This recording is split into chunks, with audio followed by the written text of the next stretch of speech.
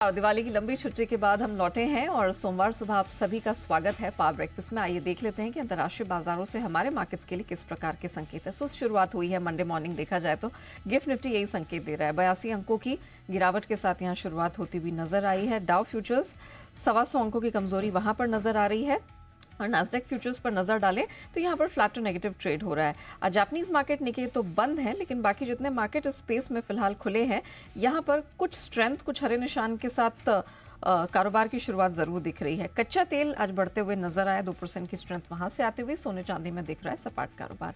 क्या कुछ हुआ है बीते हफ्ते, क्या कुछ हुआ है शुक्रवार को, एंड ऑफ कोर्स ये हफ्ता किस लिहाज से महत्वपूर्ण है, आइए समझ लेते हैं। दीपांशु हमारे साथ जुड़ चुके हैं। दीप, मॉर्निंग।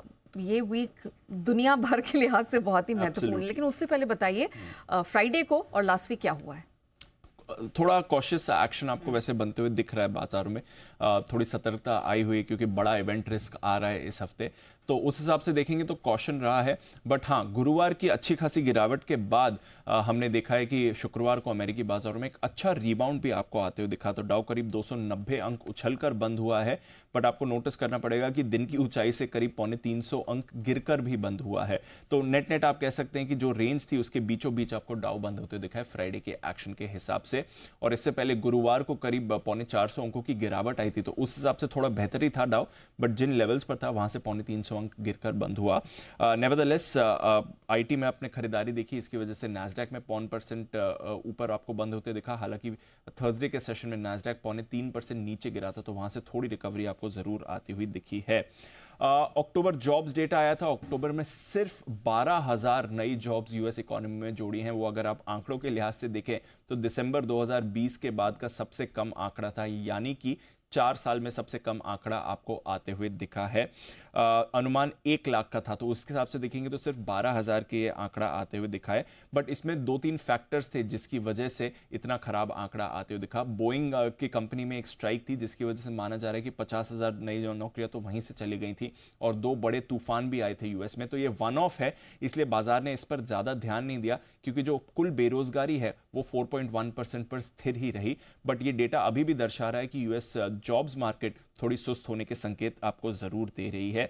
इसके साथ ही हमने देखा 10 साल की बॉन्ड यील्ड ये उछलकर 4.4% के पास है, क्योंकि चुनाव पर सबकी नजर है। कल यूएस चुनाव है, परसों से रिजल्ट आना शुरू हो जाएंगे। नेक एंड नेक टाई है, पता नहीं कौन जीतेगा, बट बाजार थोड़ा सतर्क वहां से हो रहे हैं। और उसके बाद यूएस फेड की पॉलिसी है।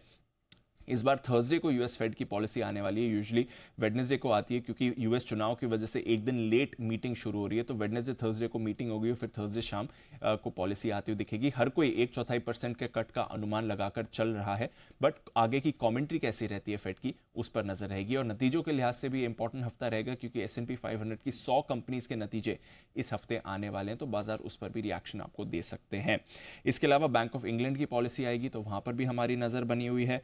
कच्चा तेल आपका 1.5% मजबूत है। ब्रेंट $74 के पार इस समय दिख रहा है। ओपेक प्लस जो दिसंबर से उत्पादन बढ़ाने वाला था 1.8 लाख बैरल प्रतिदिन, उसको 1 महीने और टाल दिया गया है। खबरें आ रही हैं कि इजराइल के खिलाफ ईरान भी रिटेलिएटरी स्ट्राइक्स तैयार कर रहा है। तो इन 2 फैक्टर्स की वजह से कच्चे तेल में आपने उछाल देखा है। अदरवाइज सोना चांदी सपाट है, डॉलर इंडेक्स 104 के नीचे है। बट नेट नेट बड़ा हफ्ता है। अमेरिकी चुनाव और यूएस फेड पॉलिसी दोनों पर रहेगी नजर। बिल्कुल, काफी बड़ा और महत्वपूर्ण हफ्ता है हमारे मार्केट्स के लिए ही और इंटरनेशनल मार्केट्स के लिए भी। थैंक यू दीप डिटेल के लिए। लेकिन आइए